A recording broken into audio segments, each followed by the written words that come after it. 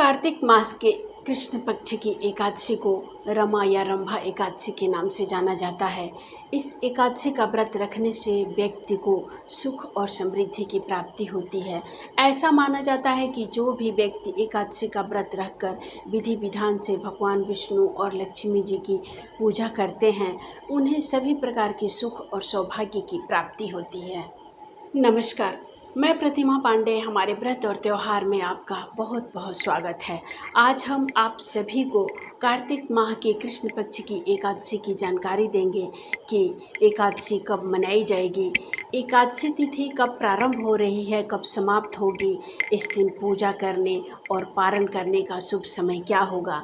ये सभी जानकारी लेने से पहले अगर आपने हमारे व्रत और त्यौहार को सब्सक्राइब नहीं किया है तो उसे सब्सक्राइब करें, लाइक करें, शेयर करें। और अगर हमें आप फेसबुक या इंस्टाग्राम पर देख रहे हैं तो हमारे व्रत और त्यौहार को फॉलो करें ताकि सभी त्योहारों की सटीक जानकारी आपको प्राप्त हो। लाइक कमेंट अवश्य करें, इससे हमें प्रोत्साहन मिलता है। कार्तिक मास की कृष्ण पक्ष की एकादशी को रमा एकादशी कहते हैं।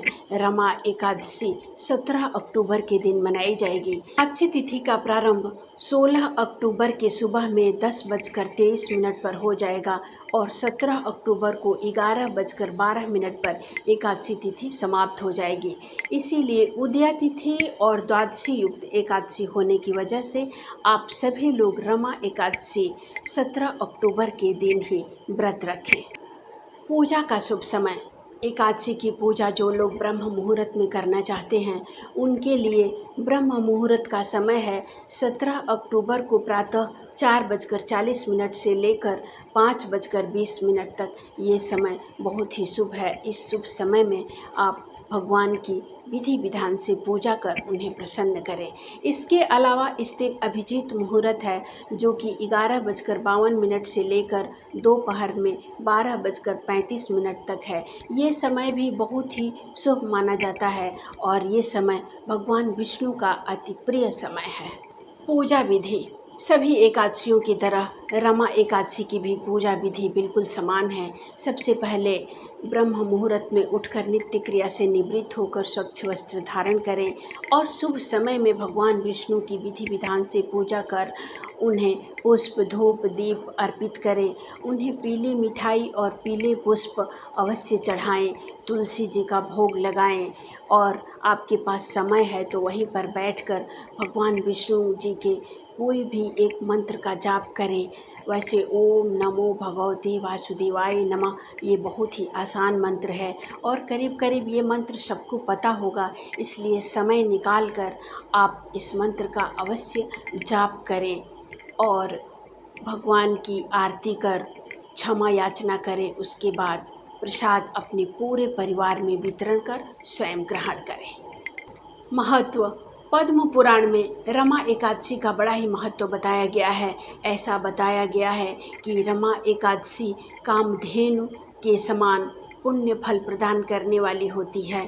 कामधेनु एक गाय थी जो ऋषि वशिष्ठ के पास रहती थी और वह इच्छादायिनी गाय थी। जो आपकी इच्छा है वो गाय प्रदान करती थी।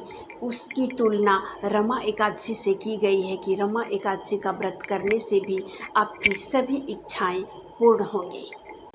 इस व्रत को करने से व्यक्ति के पूर्व जन्म के इस जन्म के सारे पाप नष्ट हो जाते हैं और जो भी व्रत रखकर विधि विधान से भगवान विष्णु और लक्ष्मी जी की पूजा करते हैं उन्हें सुख और समृद्धि की प्राप्ति होती है। जो लोग भी एकादशी का व्रत रखते हैं उन्हें शुभ समय में पारण करना होता है, तो रमा एकादशी व्रत के पारण करने का शुभ समय है 18 अक्टूबर को सुबह में 6:20 से लेकर सुबह 8:40 तक। इस शुभ समय में पारण कर व्रत को पूर्ण करें। आप और आपके परिवार पर भगवान विष्णु और लक्ष्मी जी की कृपा दृष्टि सदैव बनी रहे, इसी कामना के साथ अगले वीडियो में हम फिर एक नई जानकारी के साथ उपस्थित होंगे। नमस्कार।